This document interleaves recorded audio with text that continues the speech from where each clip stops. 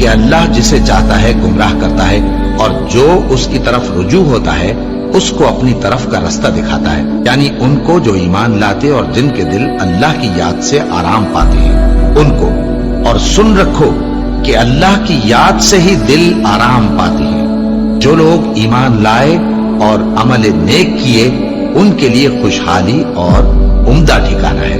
اور اگر شیطان کی طرف سے تمہارے دل میں کسی طرح کا وسوسہ پیدا ہو تو اللہ سے پناہ مانگو، بے شک وہ سننے والا ہے، سب کچھ جاننے والا ہے۔ جو لوگ پرہیزگار ہیں جب ان کو شیطان کی طرف سے کوئی وسوسہ پیدا ہوتا ہے تو چونک پڑتے ہیں اور دل کی آنکھیں کھول کر دیکھنے لگتے ہیں، اور جب قرآن پڑھا جائے تو توجہ سے سنا کرو اور خاموش رہا کرو تاکہ تم پر رحم کیا جائے، اور اپنے پروردگار کو دل ہی دل میں عاجزی اور خوف سے اور پست آواز سے صبح و شام یاد کرتے رہو، اور دیکھنا غافل نہ ہونا۔ پھر جب تم یہ نماز تمام کر چکو تو کھڑے اور بیٹھے اور لیٹے ہر حالت میں اللہ کو یاد کرو۔ پھر جب تم مطمئن ہو جاؤ تو پورے آداب کے ساتھ نماز پڑھو۔ بے شک نماز کا مومنوں پر اوقات مقررہ میں ادا کرنا فرض ہے۔ مسلمانوں، نجات نہ تو تمہاری آرزوؤں پر ہے اور نہ اہل کتاب کی آرزوؤں پر۔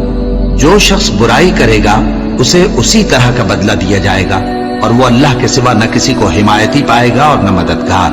اور جو کوئی رحمان کی یاد سے آنکھیں بند کر لے یعنی تغافل کرے، ہم اس پر ایک شیطان مقرر کر دیتے ہیں تو وہ اس کا ساتھی ہو جاتا ہے، اور یہ شیطان ان کو رستے سے روکتے رہتے ہیں اور وہ سمجھتے ہیں کہ وہ سیدھے رستے پر ہیں، یہاں تک کہ جب وہ ہمارے پاس آئے گا تو اس شیطان سے کہے گا کہ اے کاش مجھ میں اور تجھ میں مشرق و مغرب کا فاصلہ ہوتا، تو برا ساتھی ہے۔ اے اہل ایمان، اللہ کا بہت بہت ذکر کیا کرو اور صبح و شام اس کی پاکی بیان کرتے رہو، وہی تو ہے جو تم پر رحمت بھیجتا ہے اور اس کے فرشتے بھی، تاکہ تم کو اندھیروں سے نکال کر روشنی کی طرف لے جائے۔ اور اللہ مومنوں پر مہربان ہے۔ اور صبح و شام اپنے پروردگار کا نام لیتے رہو، اور رات کو بڑی دیر تک اس کے آگے سجدے کرو اور اس کی پاکی بیان کرتے رہو۔ اے نبی، یہ کتاب جو تمہاری طرف وحی کی گئی ہے اس کو پڑھا کرو اور نماز کے پابند رہو۔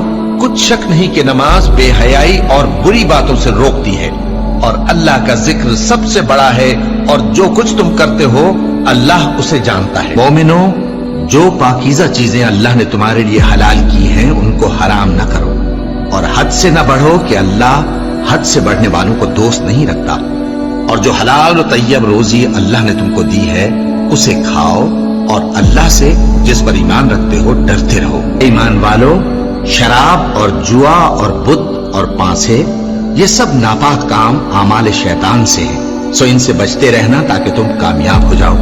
شیطان تو یہ چاہتا ہے کہ شراب اور جوئے کے سبب تمہارے آپس میں دشمنی اور رنجش ڈلوا دے اور تمہیں اللہ کی یاد سے اور نماز سے روک دے۔ تو کیا تم لوگ ان کاموں سے باز آؤ گے؟ جو شخص نیک اعمال کرے گا، مرد ہو یا عورت، اور وہ مومن بھی ہوگا، تو ہم اس کو دنیا میں پاک زندگی بسر کروائیں گے اور آخرت میں ان کے اعمال کا نہایت اچھا صلہ دیں گے۔